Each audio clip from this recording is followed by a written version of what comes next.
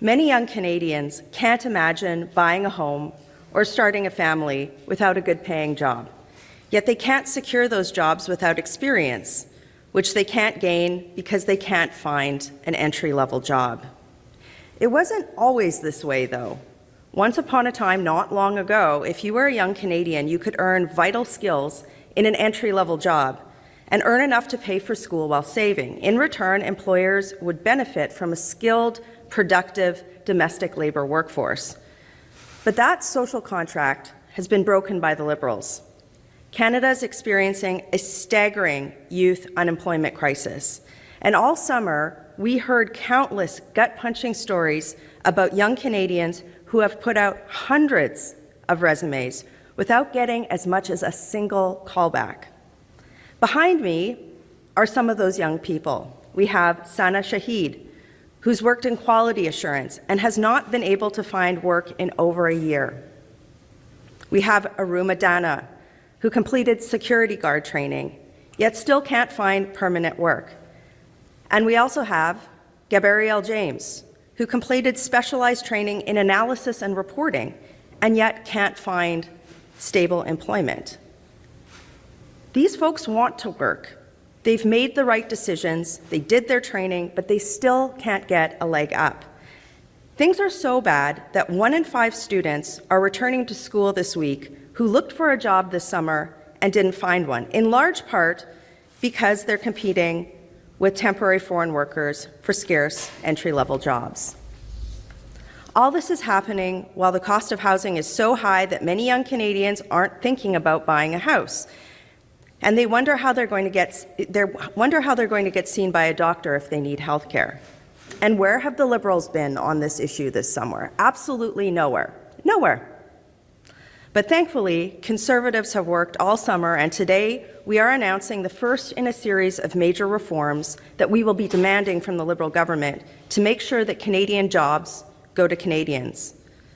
Unlike the Liberals, Conservatives aren't afraid to tackle the toughest issues facing young Canadians and Canadian workers head-on, including Canada's utterly broken immigration system.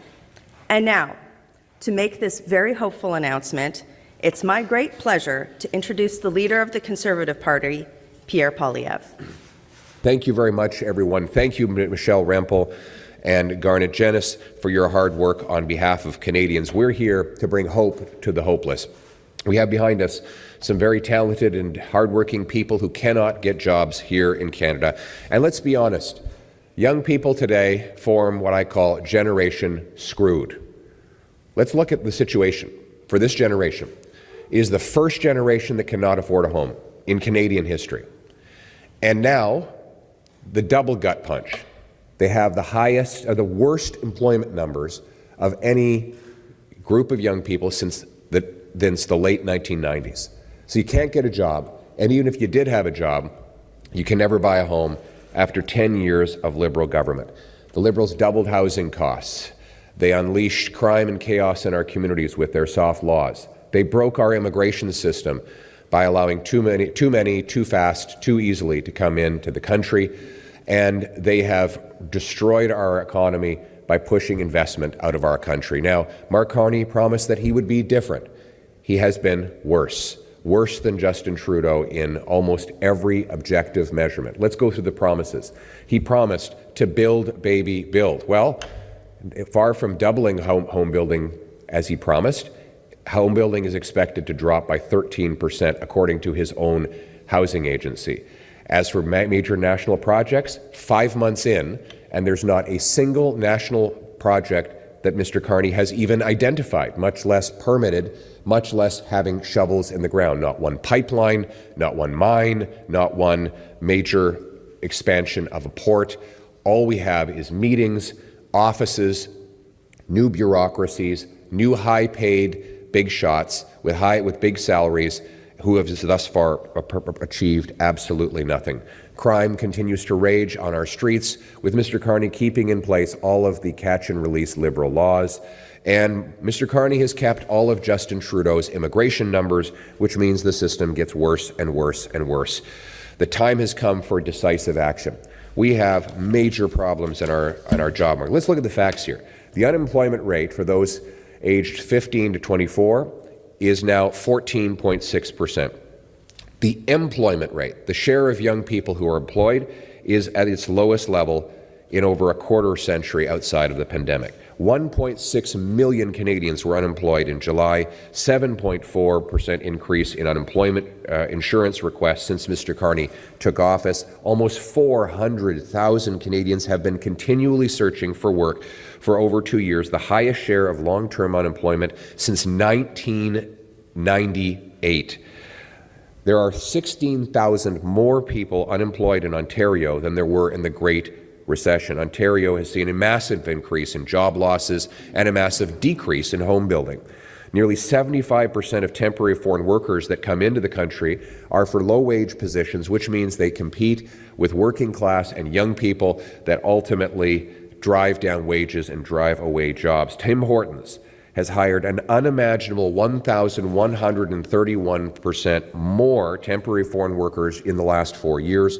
In the first half of this year alone, the TFW program has imported 74% more low-skilled labor than in all of 2015. TFWs, the number of temporary foreign workers, is now 2% of our overall workforce, and a staggering number, an unprecedented number. Now, the Liberals promised they would cap the temporary foreign worker program at 82,000, but in the first 6 months, they've already handed out 105,000 permits. To put this into perspective, if they do the same number of permits for temporary foreign workers in the next 6 months that they did in the last, they will break the record again with over 200,000 temporary foreign workers coming in to take jobs when our own young people are facing record unemployment. The Liberals have to answer, why is it that they're shutting our own youth out of jobs and replacing them with low-wage temporary foreign workers from poor countries who are ultimately being exploited? And let us say as well, the people, the individual temporary foreign workers, the workers themselves, they are not bad people. They are not the problem. They are being taken advantage of by liberal corporate elites who want to use them to drive down wages. And of course, we continue to support the dream of all immigrants to Canada, immigrants who come here to be Canadian, to get a job, work hard, contribute, and live a good life. That is part of the Canadian promise, and that is not what we're addressing here today. We're addressing a program that temporarily brings people from low-wage countries to replace Canadians and drive down the wages of our people.